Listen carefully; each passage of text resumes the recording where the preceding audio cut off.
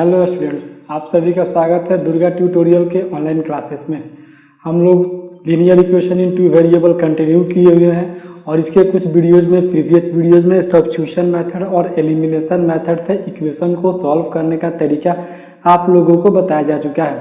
Previous video में कुछ important question मुझे जो लगे थे मैंने सॉल्व करने के लिए भी दिए थे।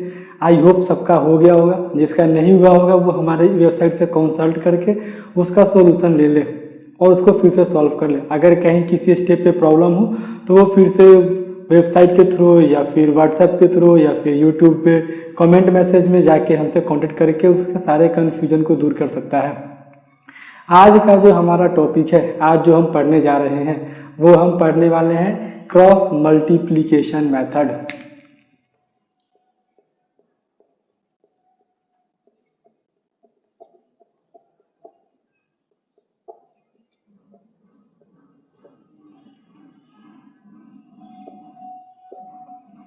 जैसा कि इस चैप्टर में linear equation in two variables में हम लोगों ने इक्वेशन को सॉल्व करने के अभी तक दो तरीके पढ़े हैं। एक है सब्स्टिट्यूशन मेथड और दूसरा है एलिमिनेशन मेथड। सब्स्टिट्यूशन मेथड में हमने क्या था कि हमारा इक्वेशन में जो दो वेरिएबल प्रेजेंट थे एक्स और वाई, उसमें से किसी एक वेरिएबल का वैल्यू दूसरे वेरिएबल के टर्म में हम फाइंड करते थे और फिर दूसरे इक्वेशन में उस वैल्यू को पुट करके वहां से अपने वेरिएबल का वैल्यू निकालते थे। क्रॉस मल्टीप्लिकेशन में हमने क्या किया था? क्रॉस मल्टीप्लिकेशन में हमने ये किया था कि हमारे वेरिएबल के कोफिशिएंट्स को हम पहले इक्वल करते थे। इक्वल होने के बाद अगर उनका सेम साइन होता था तो पहले इक्वेशन में से दूसरे को मीन्स कि दोनों इक्वेशंस को आपस में सबट्रैक्ट करते थे। अगर अपोजिट साइन होता था तो दोनों को हम जोड़ दिया करते थे। वहां से अपने वेरिएबल का हम वैल्यू फाइंड किया करते थे। अब हमारा जो ये तीसरा मेथड है ये है क्रॉस मल्टीप्लिकेशन मेथड। एक बार मैं इक्वेशन यहाँ पे फिर से लिख देता हूँ। a1x plus b1y plus c1 equal to 0 and a2x plus b2y plus c2 equal to 0। दो इक्वेशन जो है a1x plus b1y plus c1 equal to 0 और दूसरा है a2x plus b2y plus c2 equal to 0। यहाँ से हमें अपने दोनों इक्वेशन के थ्रू x और y तो जो हमारे वेरिएबल्स हैं उनका वैल्यू फाइंड करना है। तो हम डायरेक्ट से यहीं से इसे नोट करते हैं और फिर से इसी इक्वेशन के थ्रू हम डायरेक्ट यहीं पे अपने वेरिएबल का x का और y का वैल्यू फाइंड करते हैं। यहाँ पे x का या फिर y का वैल्यू फाइंड करने के लिए इस मेथड में हम हेल्प लेंगे अपने एलिमिनेशन मेथड का। एलिमिनेशन मेथड याद होगा आप लोगों को, एक वेरिएबल को हम एलिमिनेट कर देते हैं। एलिमिनेट करने से पहले हम क्या करते हैं, उसके कोफिशिएंट्स को आपस में इक्वल कर देते हैं। तो हम यहाँ y को एलिमिनेट करेंगे। पहले इक्वेशन में y का जो कोफिशिएंट है वो है b1 और दूसरे इक्वेशन में y का जो कोफिशिएंट है वो है b2। यहाँ हम करेंगे क्या, अपने पहले इक्वेशन को मल्टीप्लाई करेंगे b2 से और दूसरे इक्वेशन को b1 से। यहाँ मेंशन करते हैं ऑन मल्टीप्लाइंग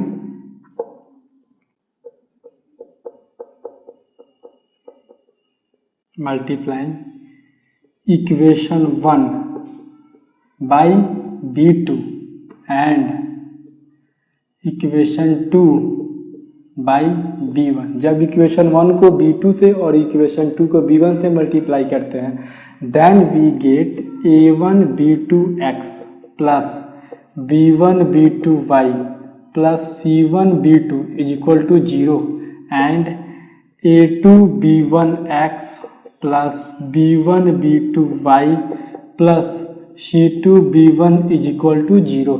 यहाँ पे हमारे दो इक्वेशंस निकल के हैं। इसको हम लेट किए हुए हैं इक्वेशन 1 और इसको लेट किए इक्वेशन 2।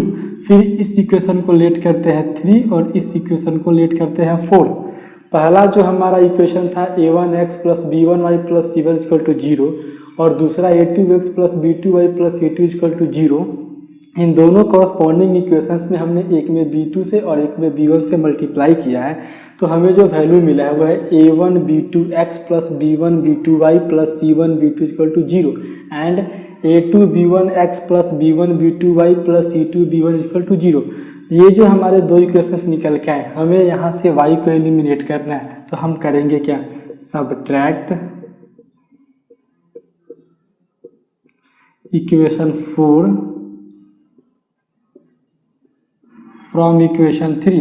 इक्वेशन 4 में से इक्वेशन 3 को जब माइनस करेंगे then we gate a1b2x minus a2b1x।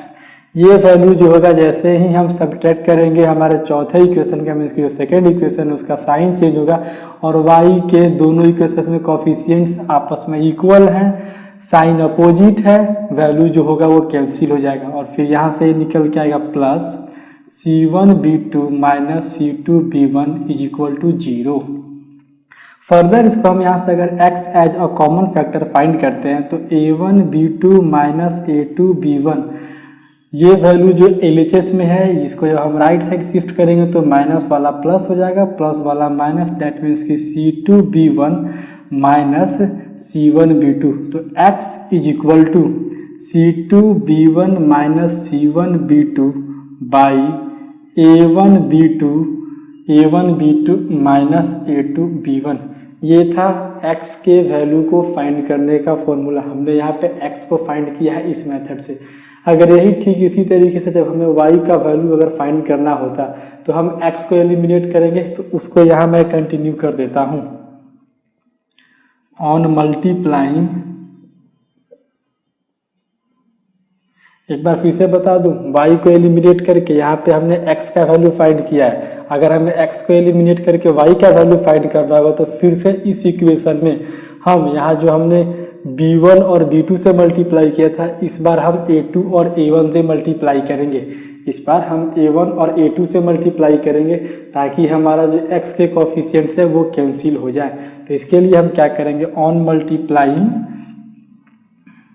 Equation 1 by a2 and equation 2 by a1 हमें मिलेगा क्या, a1 a2x प्लस a2 से मल्टीप्लाई किए हैं तो a2b1y plus c1 a2 equal to 0 और दूसरे इक्वेशन में a1 से मल्टीप्लाई हुआ है तो a1 a2x plus a1b2y plus c2 a1 is equal to 0। इसे हम मान लेते हैं इक्वेशन 5 एंड इसे इक्वेशन 6।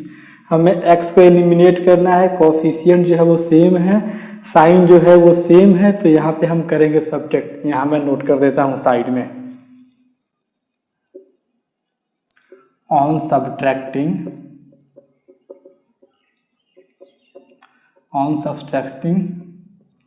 इक्वेशन 6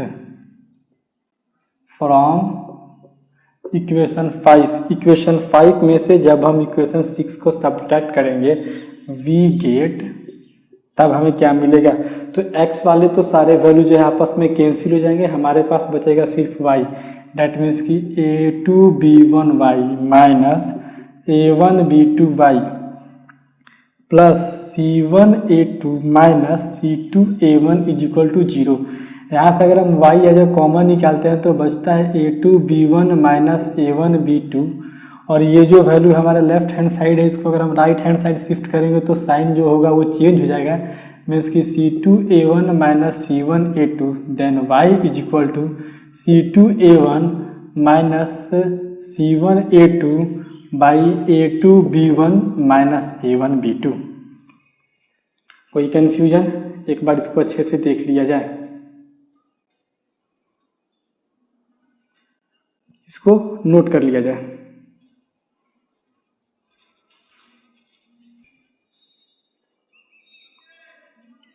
ये नोट होने के बाद देखिए यहाँ पे x के हमारा जो डिनोमिनेटर है वो a1b2 माइनस a2b1 है। अगर हमें अपने y के भी डिनोमिनेटर को a1b2 माइनस a2b1 करना हो तो हम दोनों न्यूमरेटर और डिनोमिनेटर में जब माइनस साइन के साथ मल्टीप्लाई करेंगे तो ये हमारा होगा c2a1 minus c1a2 by minus a2b1 minus a1b2। ये वैल्यू हो जाएगा y is equal to c1a2 minus c2a1 by a1b2 minus a2b1। यहाँ पे देखिए जैसे ही माइनस साइन इंटर करेंगे जो वैल्यू पॉजिटिव था वो अब निगेटिव हो जाएगा, जो निगेटिव था वो पॉजिटिव हो जाएगा। जो पॉजिटिव था वो निगेटिव, जो निगेटिव था वो हमारा हो गया वैल्यू पॉजिटिव। Any confusion? अब एक डाउट मन में हो रहा होगी, आखिर हमने यहाँ पे माइनस साइन के साथ मल्टीप्लाई किया क्यों? तो माइनस साइन के साथ हमने मल्टीप्लाई अपने कंफर्टेबिलिटी के लिए। अब हमारा कंफर्टेबिलिटी इसमें कैसे है तो देखा जाए, x का डिनोमिनेटर जो है वो a1 b2 minus a2 b1 है, और y का भी denominator a1 b2 minus a2 b1 हमने कर दिया।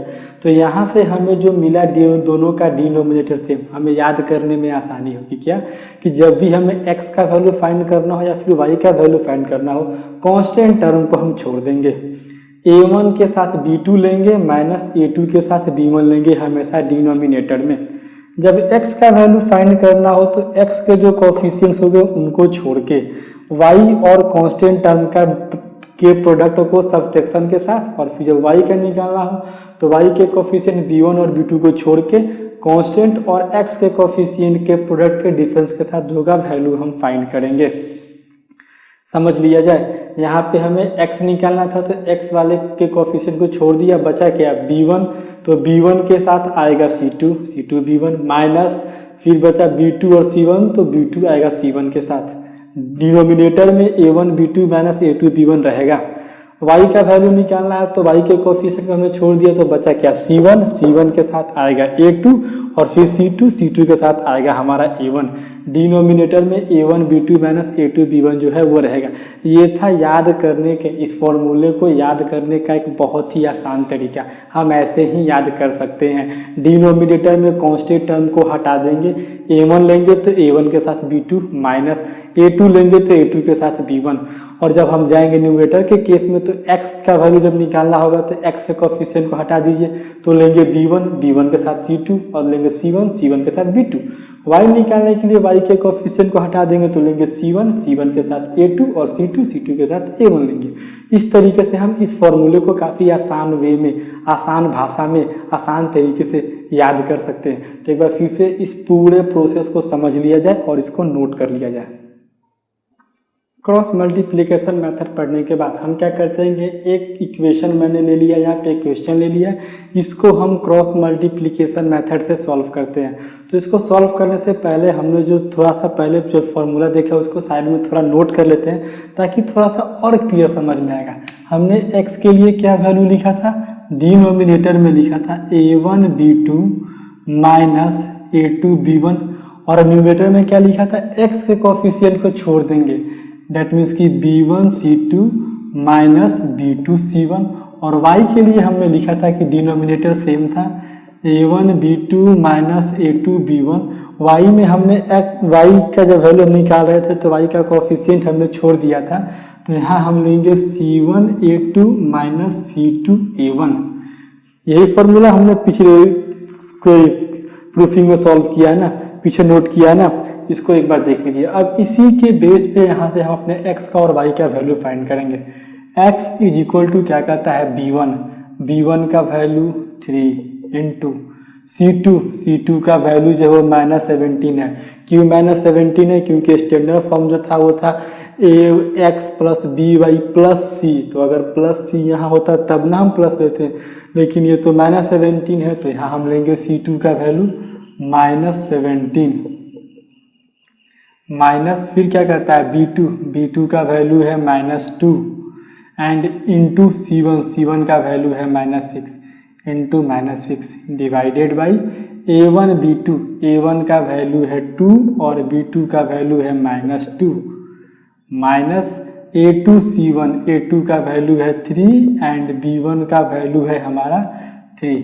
कोई कंफ्यूजन? सॉल्व किया जाए, देखिए b1 c2, तो ये रहा b1 और ये रहा हमारा c2, मिस्टेक से c2 का जो वैल्यू होगा यहाँ 6 हो जाएगा और c1 का वैल्यू यहाँ 17। b1 c2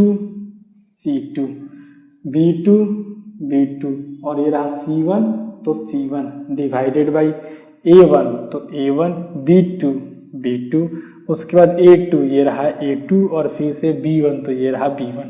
सॉल्व करते हैं, 3 को 6 से मल्टीप्लाई करेंगे -18, -17 को -2 से मल्टीप्लाई करेंगे +34 डिवाइडेड बाई 2 को 2 से मल्टीप्लाई करेंगे -4 -3 को 3 से मल्टीप्लाई करेंगे 9। आगे सॉल्व करेंगे -18 -34 बाई -4 -9 वैल्यू होगा 8 4 12 का 2 carry 1 3 1 4 1 5 -52 by -13 minus and minus cancel value हुआ 4 x इज इक्वल टू 4। अब आगे हम सॉल्व करते हैं y का। y के लिए क्या कहता है C1 A2 C1 का वैल्यू है -17 तो ये रहा हमारा -17 इंटू A2 का वैल्यू है 3 माइनस C2 का वैल्यू है -6 तो -6 इंटू A1 का वैल्यू है 2 तो ये रहा 2 डिवाइडेड बाई A1 का वैल्यू है 2 इंटू 2 एंड B2 का वैल्यू है -2 इंटू -2 माइनस उसके बाद है हमारा A2 का वैल्यू है 3 इंटू B1 का वैल्यू है 3। ये करने के जगह पे डायरेक्ट हमने जो प्रीवियस स्टेप में x का वैल्यू फाइंड करने के लिए ये A1 B2 minus A2 B1 का वैल्यू निकाला, हम डायरेक्ट उसे भी पुट कर सकते थे। सॉल्व करते हैं 17 into 3 -51 minus 6 into 2 -12 divided by 2 into 2 -4 and -9 ये वैल्यू इक्वल होगा -51 -12 को माइनस से मल्टीप्लाई करेंगे +12 डिवाइडेड बाई 13 -51 +12 वैल्यू जो होगा ये 39 बाई 13 डेट मीन्स की 3। ये जो हमारा इक्वेशन है 2x + 3y -17 equal to 0 and 3x - 2y -6 equal to 0। यहाँ से निकल के आया x equal to 4 and y equal to 3। इस इक्वेशन में x का वैल्यू जो होगा वो होगा 4 और y का जो वैल्यू होगा वो होगा 3। अगर चेक करना हो तो चेक करके देख लिया जाए। 2x है डेट मीन्स की 4 2 जा 8, 3y है डेट मीन्स की 3 3 जा 9, 8 and 9 17, 17 - 17 is equal to 0। Equation satisfied. Second equation देखते हैं 3x है इसमें 4 इंटू 3 12 एंड 2y है तो 3 2 जा 6, 12 - 6 वैल्यू 6 एंड 6 - 6 वैल्यू 0। दोनों इक्वेशन जो है हमारे x equal to 4 and y equal to 3 पर सेटिस्फाइड है।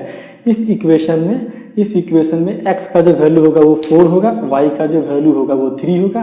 तरीका आपके सामने पड़ा हुआ है, फॉर्मूला सामने रखा हुआ है, एक बार इसको समझ लिया जाए और समझ के नोट कर लिया जाए।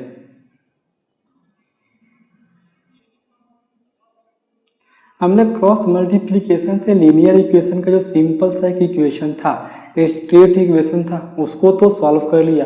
अब एक बार इस फ्रैक्शन वाले इक्वेशन को भी हम सॉल्व कर लेते हैं। तो जैसा कि एलिमिनेशन मेथड में प्रीवियस वीडियो में मैंने आप लोगों को बताया था कि जब भी हमको फ्रैक्शन में इक्वेशन मिलेंगे तो फ्रैक्शन वाले पार्ट को, हिस्से को हम कुछ एक अनदर फ्रैक्शन लेट कर लेंगे।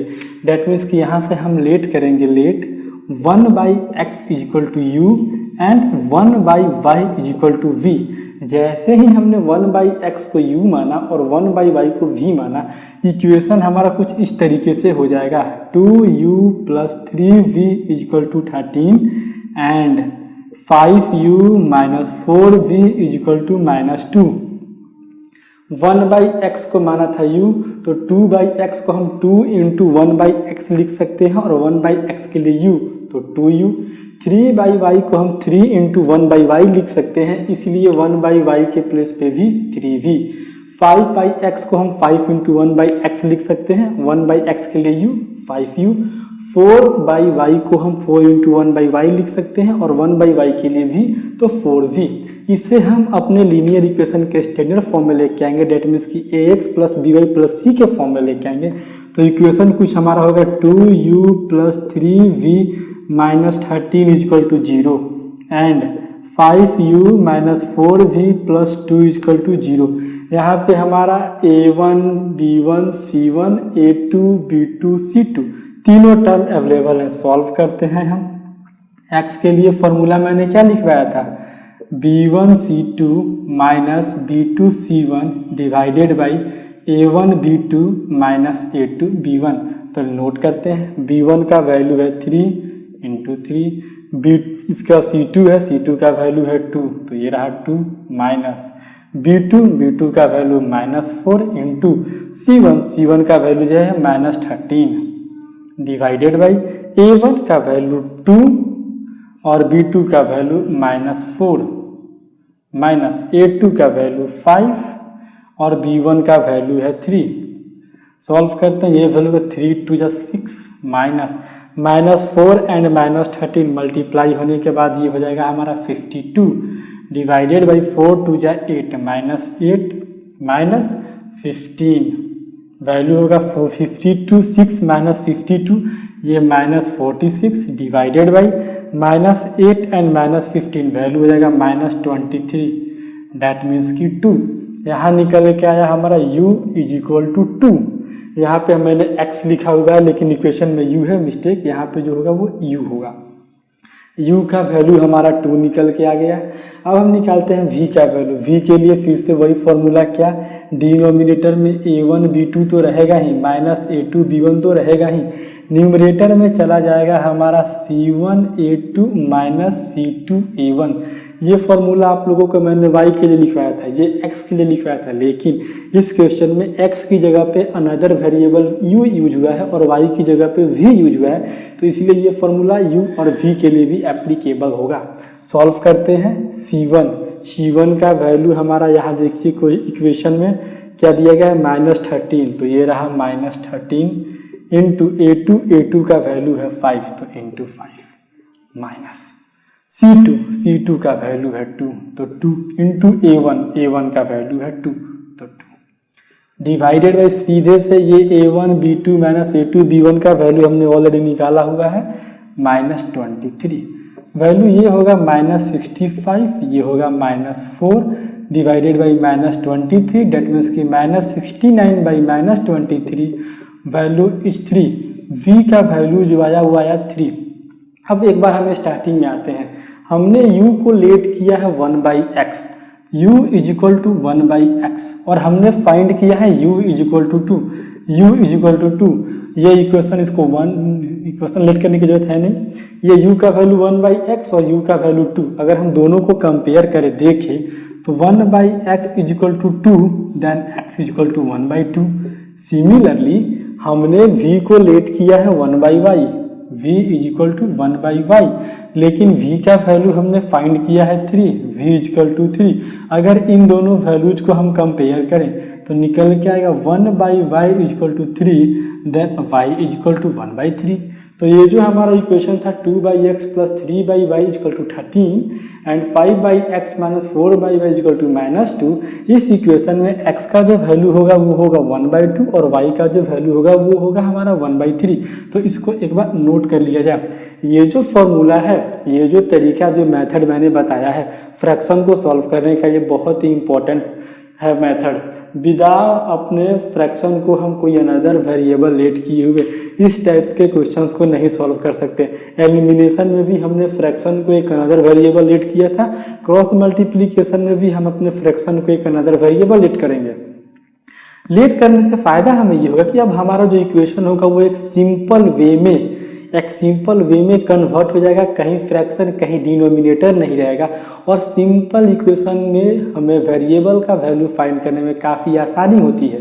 एक बार वेरिएबल का वैल्यू निकल गया तो हमने जो वेरिएबल लेट किया था उस वेरिएबल से कंपेयर करके और कंपेयर करने के बाद अपने मेन वेरिएबल डेट मीन्स की x का और y का हम कांस्टेंट टर्म में वैल्यू फाइंड कर लेंगे। तो इसको नोट कर लिया जाए। यहाँ पर बोर्ड पे मैंने कुछ इंपॉर्टेंट क्वेश्चंस जो हैं, जो मुझे कुछ इंपॉर्टेंट क्वेश्चंस लगे उनको मैंने नोट कर दिए हैं। इन क्वेश्चंस को आप लोगों को सॉल्व कर लेना है। ये क्वेश्चंस मेरी नज़र से इंपॉर्टेंट लगे, मैंने इसे नोट कर दिया, यहाँ पे बोर्ड पे लिख दिए, आप लोग इसको नोट कर लीजिए और नोट करके इसे सॉल्व कर लीजिए। इन सारे क्वेश्चंस को क्रॉस मल्टीप्लिकेशन मेथड से ही सॉल्व करना है। अगर सॉल्व करने में कहीं पे प्रॉब्लम हो या कोई स्टेप समझ में ना आए तो उसको नेक्स्ट वीडियो में आप लोग कमेंट कीजिएगा, मैं नेक्स्ट वीडियो में एक्सप्लेन कर दूंगा, उसको समझा दिया जाएगा। इन सारे क्वेश्चंस को नोट किया जाए, बहुत ही इंपॉर्टेंट है, नोट किया जाए।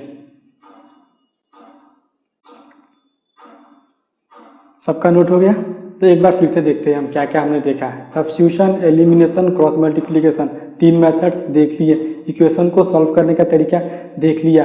कुछ क्वेश्चंस को, एग्जांपल्स को सॉल्व भी हमने किया। उसी बेस पे हमारे बाकी जो इक्वेशंस होंगे, जो क्वेश्चंस होंगे, उनको हम सॉल्व करेंगे। तो आज के वीडियो में मैं इतना ही पढ़ाता हूँ, यहीं पे ख़त्म करते हैं हम क्रॉस मल्टीप्लिकेशन तक ही। फिर नेक्स्ट वीडियो में जो होगा हमारा नेक्स्ट टॉपिक जो होगा, नेक्स्ट मेथड होगा, उसको हम स्टार्ट करेंगे। तब तक के लिए आप लोग इस वीडियो को देखते रहिए और दुर्गा ट्यूटोरियल के बाकी जितने भी वीडियोज हैं उन सबको देखिए। अगर वीडियो अच्छी लगे, पढ़ाई समझ में आए तो लाइक कीजिए और उसको शेयर कीजिए। Thank you.